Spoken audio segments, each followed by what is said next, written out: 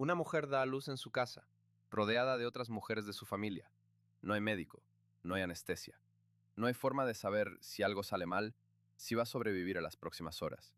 Y esto no pasó una vez en la historia, pasó así, exactamente así, para prácticamente cada mujer que tuvo un hijo antes del siglo XX. Vas a escuchar por ahí que una de cada tres mujeres moría al dar a luz. Es mentira, y la verdad es casi tan aterradora. Los registros parroquiales de Inglaterra entre 1550 y 1800 muestran que una de cada 18 mujeres casadas moría en algún parto a lo largo de su vida reproductiva.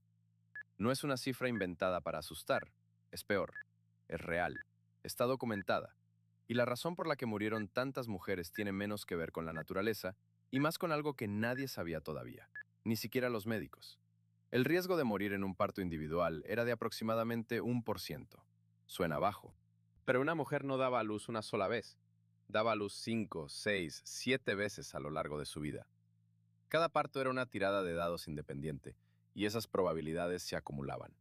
Es la misma lógica de jugar a la ruleta rusa varias veces seguidas. El riesgo de una sola vez es bajo, pero el riesgo acumulado crece cada vez que vuelves a intentarlo. Para cuando una mujer terminaba su vida fértil, había enfrentado ese 1% de riesgo, sin exagerar, más de media docena de veces. Y ese riesgo no era igual para todas.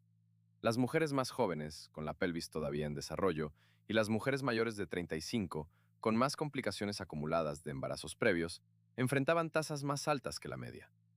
Las mujeres de familias pobres, además, llegaban al parto ya debilitadas por la desnutrición y el trabajo físico constante, lo que reducía su capacidad de sobrevivir a una hemorragia o una infección que una mujer mejor alimentada quizás habría resistido. El riesgo, en otras palabras, no era aleatorio. Seguía las mismas líneas de desigualdad que el resto de la vida en esa época. Y hay una ironía adicional en esto.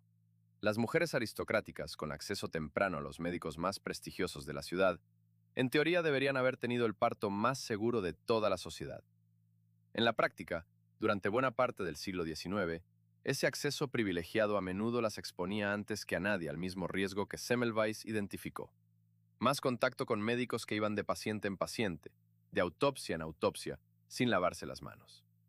El dinero y el estatus no protegían contra un peligro que ni siquiera los médicos sabían que estaban cargando. No era un solo peligro, eran varios, y cada uno mataba de una forma distinta. La hemorragia posparto podía matar en minutos, sin ninguna forma de detenerla con las herramientas de la época. El parto obstruido. Cuando el bebé no podía pasar por el canal de parto, por su tamaño o su posición, podía prolongarse días y terminaba, en el peor de los casos, con la muerte de la madre, del bebé o de ambos. La eclampsia, una complicación de la presión arterial durante el embarazo, producía convulsiones que nadie sabía cómo tratar.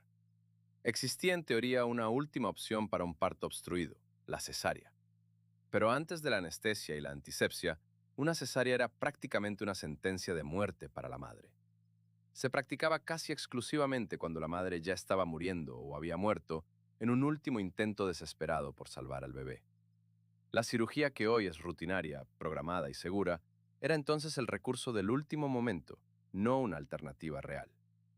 Pero la causa más letal, la que mató a más mujeres que ninguna otra durante siglos, tiene un nombre que hoy suena casi ridículo de lo simple que era el problema. Fiebre puerperal. Una infección después del parto. Y aquí es donde la historia da un giro que casi nadie espera.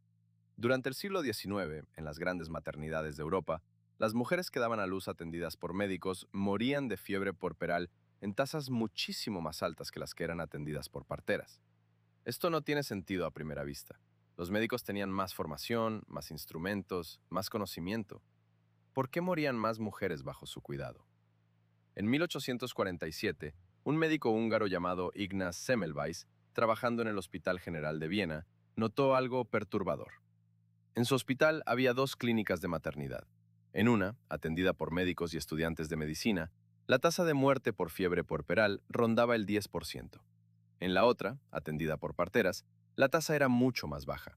La diferencia no era la habilidad, era que los médicos y estudiantes llegaban directamente de hacer autopsias a atender partos, sin lavarse las manos entre una cosa y otra. Estaban transportando literalmente en sus propias manos material infeccioso de un cadáver al cuerpo de una mujer que acababa de dar a luz. Semmelweis exigió que el personal se lavara las manos con una solución de cloruro de cal antes de atender partos. La tasa de mortalidad en su clínica cayó de forma drástica, casi de inmediato, de alrededor de 10% a menos de 2% en pocos meses. Cualquier institución racional habría adoptado esa medida de inmediato en todas partes. Eso no fue lo que pasó. La comunidad médica de la época lo ridiculizó.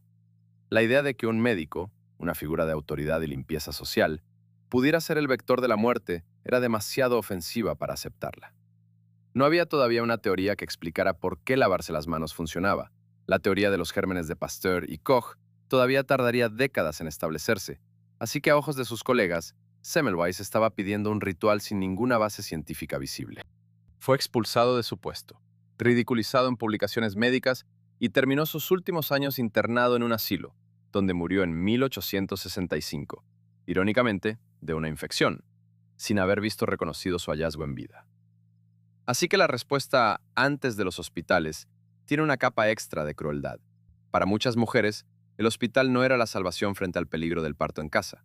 Era, durante un tiempo, una fuente adicional de riesgo, hasta que la ciencia entendió por qué, y todavía más tiempo hasta que la práctica cambió. Esto no significa que las parteras tuvieran ciencia moderna, no la tenían, pero sí tenían siglos de experiencia acumulada, transmitida de mujer a mujer, sobre qué posiciones ayudaban en un parto difícil, cómo intentar girar a un bebé mal posicionado, qué hierbas podían ayudar a contener una hemorragia. Era conocimiento práctico, no teórico, y funcionaba lo suficientemente bien como para que, en muchas comunidades, las mujeres prefirieran a la partera del pueblo antes que al médico de la ciudad, incluso cuando este último ya era una opción disponible. Y sin saberlo, las parteras tenían una ventaja higiénica accidental. No venían de hacer autopsias. Piensa en lo que esto significaba, no como estadística, sino como experiencia vivida. Cada embarazo era, en algún nivel, una despedida posible.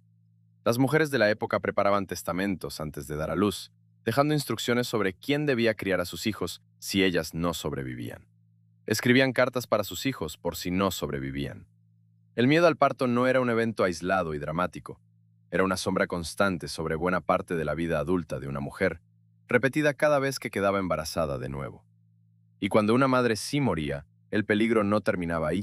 Un recién nacido sin madre, en una época sin leche de fórmula, dependía por completo de encontrar una nodriza, otra mujer que pudiera amamantarlo, o de sobrevivir con alimentación improvisada, mucho menos segura. La muerte de una madre en el parto arrastraba, con frecuencia, un riesgo adicional y silencioso para el bebé que acababa de nacer.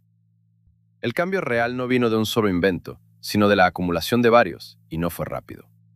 La aceptación del lavado de manos y la antisepsia tardó décadas después de Semmelweis en generalizarse. La anestesia, que permitió intervenciones antes impensables por el dolor, se fue adoptando desde mediados del siglo XIX. Y ya en el siglo XX, los antibióticos finalmente pusieron a la fiebre puerperal bajo control real, no solo bajo prevención parcial. La combinación de estos tres factores es lo que explica una caída dramática, de una tasa de mortalidad materna de alrededor de 1% por parto en el siglo XVIII a las cifras actuales, donde en la mayoría de los países desarrollados el riesgo es una fracción mínima de ese 1%. La cifra real, 1 de cada 18 mujeres casadas a lo largo de toda su vida reproductiva, no necesita exagerarse para ser aterradora. Y la parte más inquietante de la historia no es que el parto fuera peligroso. Eso, en cierto sentido, se esperaba. Lo inquietante es que, durante buena parte del siglo XIX, la persona con más autoridad en la sala, el médico, pudo haber sido, sin saberlo, la razón por la que una mujer no sobrevivía. No por negligencia, por ignorancia genuina de algo que hoy le enseñamos a cualquier niño de 6 años. Lávate las manos. La próxima vez que entres a un hospital para algo tan simple como un parto sin complicaciones, hay generaciones enteras de mujeres, y al menos un médico ridiculizado hasta la muerte por decir la verdad, detrás de por qué eso hoy es simple.